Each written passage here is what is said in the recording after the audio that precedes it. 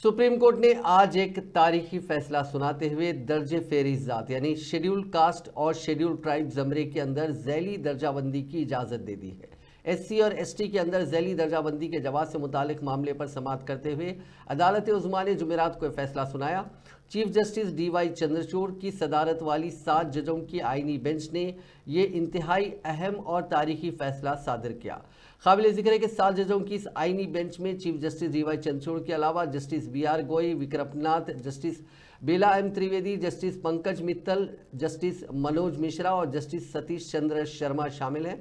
इस बेंच ने तय किया कि दर्जे फेरी ज़ात और दर्जे फेरी कबाइल ज़मरे के लिए झैली दर्जाबंदी की जा सकती है। चीफ जस्टिस ने यह फैसला सुनाते हुए यह भी वाज़ेह किया कि 6 जजों की राय झैली दर्जाबंदी के हक में थी, जबकि एक जज ने इससे इत्तेफाक नहीं किया। जस्टिस बेला M त्रिवेदी वो नाम है जिन्होंने अदम इत्तेफाक जाहिर किया है। अदालत उस्मा ने अपना फैसला सुनाते हुए कहा कि दर्जे फेरी ज़ातें एक यकसा ग्रुप नहीं हैं और हुकूमत मुतासिरा लोगों को 15% रिजर्वेशन में ज़्यादा तरजीह देने के लिए उनकी झैली दर्जाबंदी कर सकती है।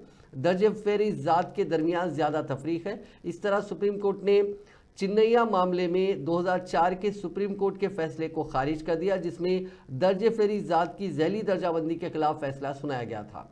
वाज़ेह है कि पंजाब हुकूमत ने दर्जे फेरी ज़ातों के लिए महफूज सीटों में से 50% वाल्मीकि और मजहबी सिख को देने का इल्तिज़ाम किया था।